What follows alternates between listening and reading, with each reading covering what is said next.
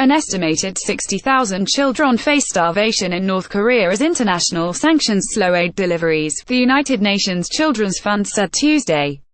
World powers have imposed growing sanctions on North Korea for its nuclear and ballistic missile programs, including fresh U.S. penalties announced just last week, under United Nations Security Council resolutions. Humanitarian supplies or operations are exempt from sanctions. Omar Abdi, UNICEF Deputy Executive Director, said, 60,000 children in North Korea are facing potentially deadly malnutrition because sanctions are slowing the delivery of aid. UNICEF says, but what happens is that of course the banks, the companies that provide goods or ship goods are very careful. They don't want to take any risk of later on being associated with breaking the sanctions. Abdi told a news briefing, that is what makes it more difficult for us to bring things. So it takes a little bit longer, especially in getting money into the country, but also in shipping goods to DPRK.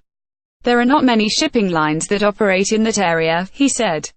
Sanctions on fuel have been tightened, making it more scarce and expensive, Abdi added. Reuters, citing 3 Western European intelligence sources, reported exclusively last week that North Korea shipped coal to Russia last year which was then delivered to South Korea and Japan in a likely violation of sanctions.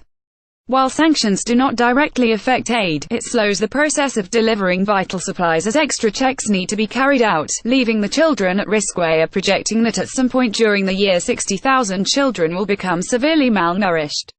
This is the malnutrition that potentially can lead to death.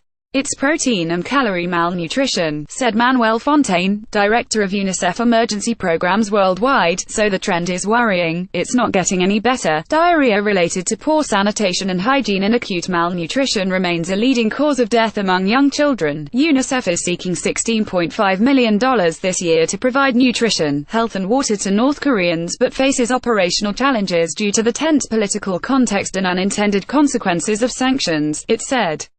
It cited disruptions to banking channels, delays in clearing relief items at entry ports, difficulty securing suppliers and a 160% increase in fuel prices. It's a very close and tightly monitored intervention which is purely humanitarian in its essence, Fontaine said.